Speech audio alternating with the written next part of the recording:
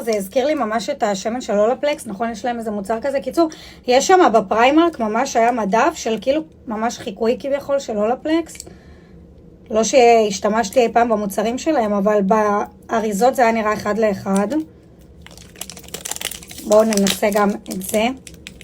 האמת שאני פשוט חמה לנסות כבר את המוצרים, אז כאילו... בואו נראה מה זה. פרו ריפייר סטיילינג היר אויל. שמן לשיער. רגע, אני מטבעות. אוקיי. וואו. אוקיי, יש לזה גם ריח לימוני כזה, שמן ומה? כאילו, פשוט לשים? מה העניין?